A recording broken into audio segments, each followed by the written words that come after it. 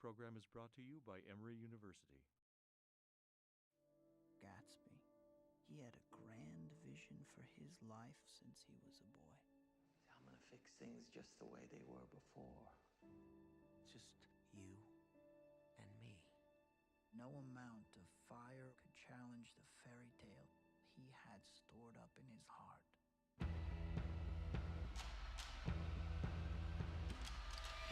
Gatsby.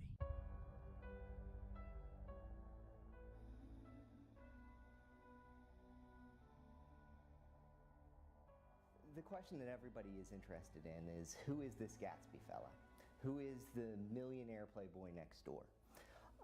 Before there was Keeping Up with the Kardashians, before there's What Would Ryan Lochte Do, there's the Great Gatsby. And who is this Gatsby guy?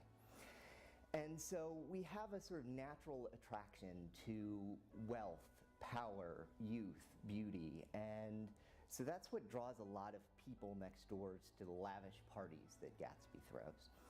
But to really understand who Jay Gatsby is, I think it's important to think about two primary emotions, one being shame and the other being grief. The shame part of Gatsby is that he's a boy from a small town in North Dakota. He talks about, at some point in the middle of the novel, we learn that he's ashamed of his lower class upbringing. His parents were sort of shiftless farm workers, not very successful. And Gatsby is described as a self-made man. From this shame, he starts to create a persona. He changes his name, he leaves his house for the army, and creates a persona of himself molded as a reaction against the shame. And it's important to sort of see the difference between the emotions of shame versus guilt. Guilt is a feeling that people feel when they feel they've done something wrong, some kind of action, they've broken some kind of moral rule or law that might get them in trouble.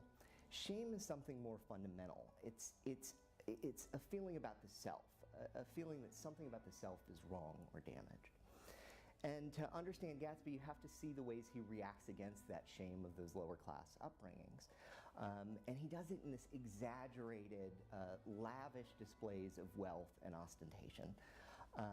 When he first meets Daisy, he doesn't feel that he's going to be good enough or make enough of a living to support her or to woo her away for the marriage. And so that kind of explains the drive between these lavish displays of wealth. It's what psychologists would call a reaction formation against that shame of being poor.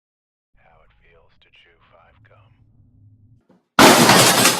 New 5 gum. Stimulate your senses. Think of you or how they will react to you. I think that's why eyes become a powerful symbol in The Great Gatsby. It's this notion of who is watching, who is looking out over, who is seeing you, not for the actions that you do, because the characters are relatively without guilt about their actions, but they are very afraid of being seen and the negative things about them being seen. Another primary emotion that's important to understand with him is that of grief. You would look at Gatsby as showing a sort of complicated grief reaction about his loss of Daisy and their engagement. That when he went off to the war, she left him. They'd met briefly before he deployed, and he didn't come back in time, and she left him. And what happens in distorted grief reactions is time sort of stops, or people try to recapture lost time. And it's something that's talked about very heavily in the novel. It's why it's such an important theme is time stopping, trying to get back to a certain time. Gatsby is really trying to reclaim that lost era. In fact, there's a scene when he meets Daisy for the first time after so many years that he almost knocks a clock over on the wall, on the mantle. It's almost as if he wants time to stop, back to that time when he was 17 when they met.